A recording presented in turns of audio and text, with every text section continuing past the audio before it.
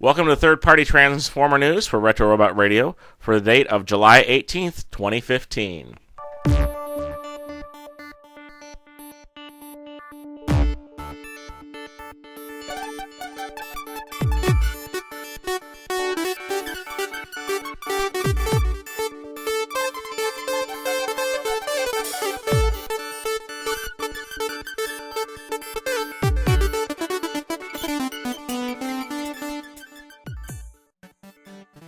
Alright, there was a lot of third-party Transformer news this week with TFCon Toronto 2015 going on.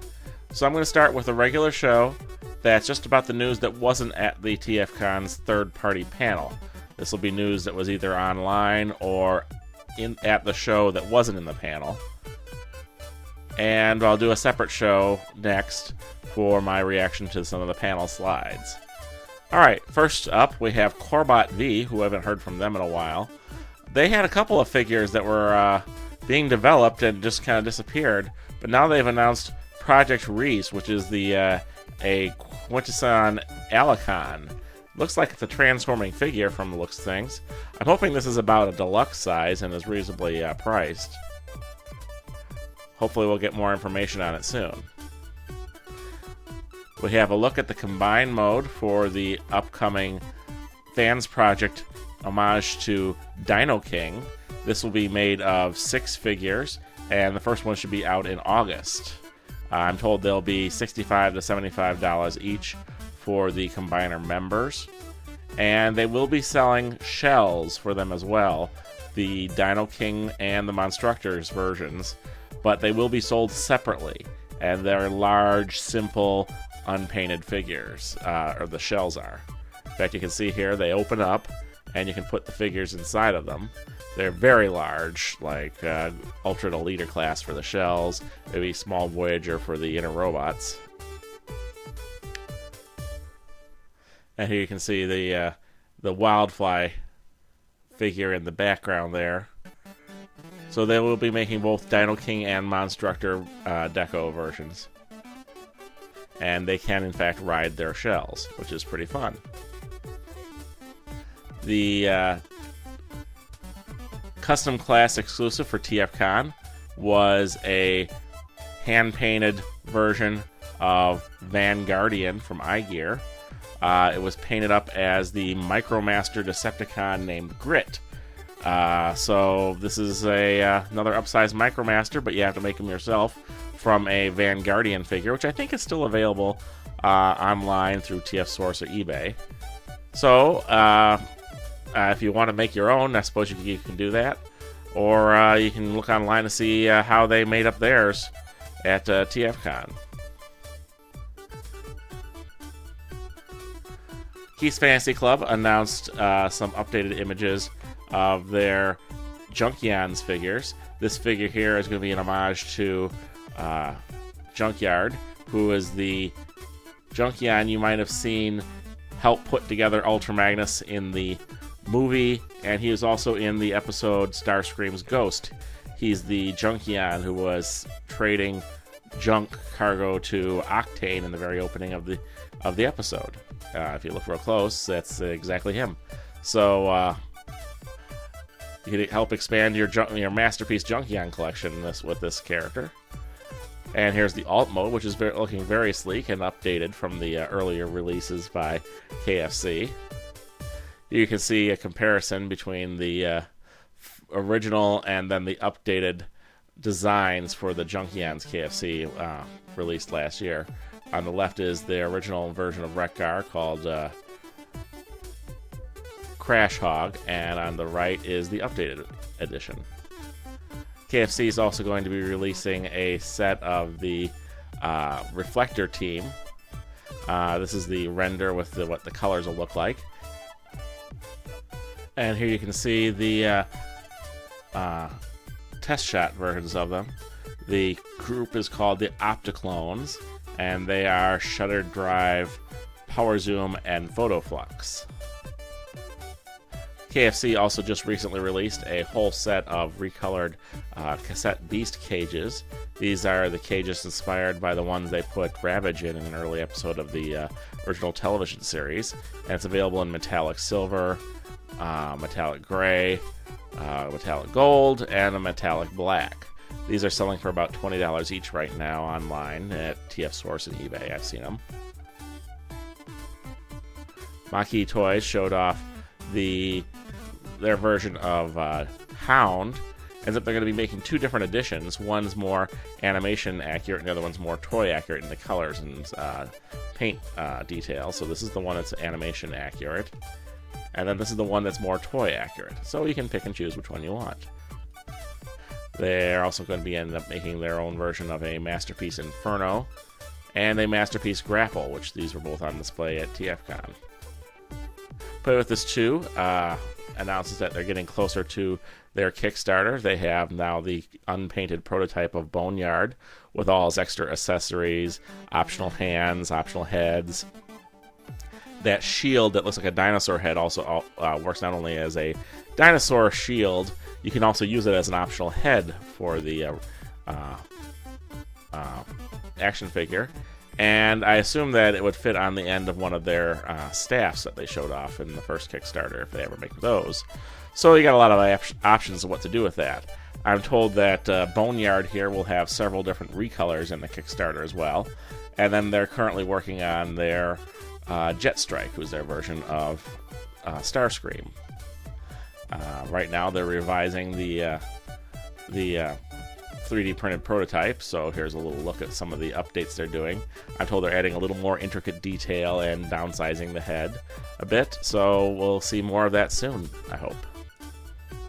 Reprolabels released images of their newest sets.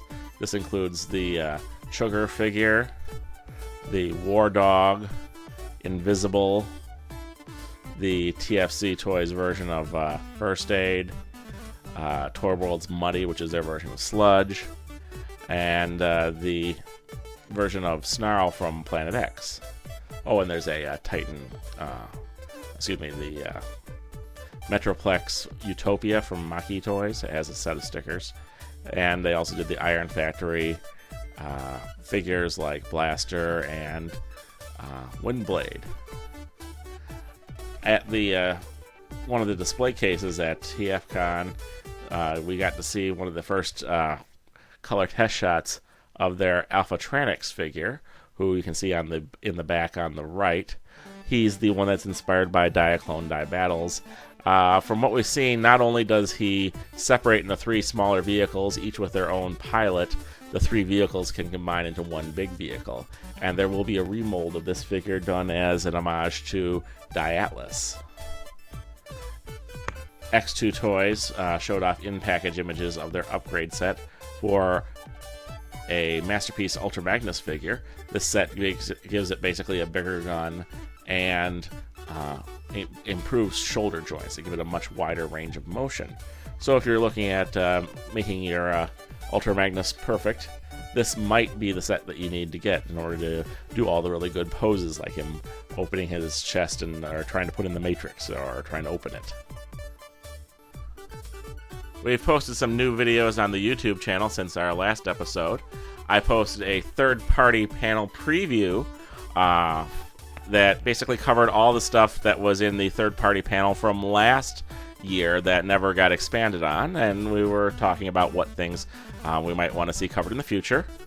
I showed a transformation sequence of a prototype Dinobot toy that seems to be all the rage on the internet lately, and I also posted a copy of the FansProject FP Core Crystal promo video, which is basically a little video of their cartoon showing their Smart Robin figure discovering some very strange crystals and calling code in to take a look at them. You can take a look at that on my YouTube channel now. Alright, we've had some feedback on the last episode of the show. Yunan Mai writes, as always, great video and info. Love the fact that the four companies are doing add-ons for Devastator. Do you think we will see Masterpiece Shockwave in the next year or two? Well, I don't know about from Chikara, but a lot of people other than that are doing Masterpiece Shockwave. Orbis writes, man, agree, Matt, but they need to take all those MP hounds and make some swindles out of them. I can't get enough swindle. I love that duplicitous greedy bastard. Yes. Well, you know what? Unfortunately, I think that would piss off a lot of Masterpiece people who can't stand anyone ever doing anything original and outside the animation models, so they wouldn't want a swindle that was a recolored hound. Yeah, I honestly think they should just shrink it down and release it as a classic swindle or classics hound, and that would be nice. But or just, you know, make a new figure. That'd be nice. Dinobot Maximize writes, as always, another great episode, Matthew. A couple of questions for you. Of all the Combiner Wars Devastator upgrades out there, which do you plan on getting?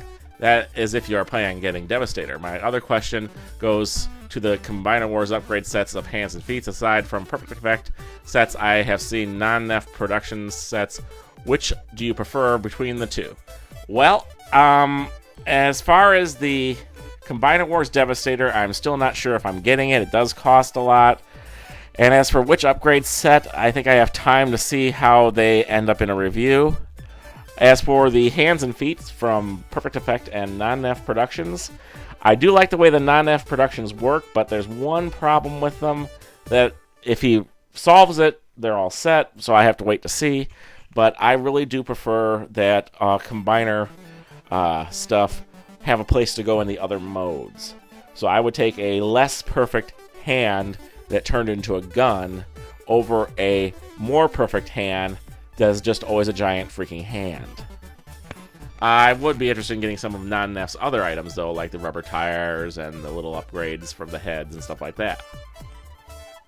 Jewist Man writes, great show. Looks like we are moving from the Predaking Wars to the Dinobot Wars to the Insecticon Masterpiece Wars on the third-party front. Laugh out loud.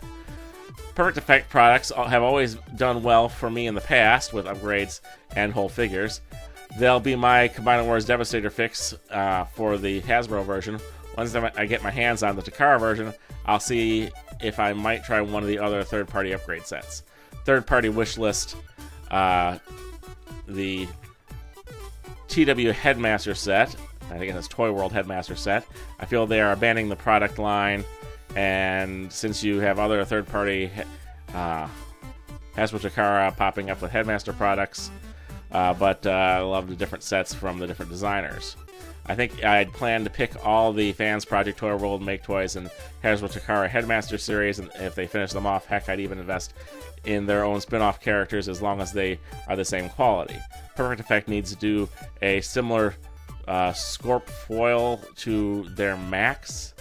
Okay, yeah, Perfect Effect was supposed to release a version of Scorponok some time ago, but let's see if they ever do.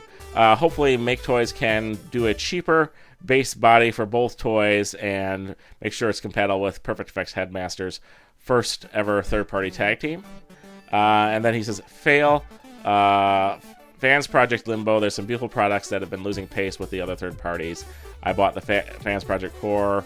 They found out virtually no benefit, and we've seen the models for potential products years before production released in the market. Whatever they lost, they've made them special. They need to get it back. Well, I have to say, after being able to talk to you now, after seeing what's at TFCon in the future, yeah, there are quite a bit of FansProject items that are not only being developed, look like they're near completion. They've maybe released 4 items, I think, total this year, including that freebie Solaron.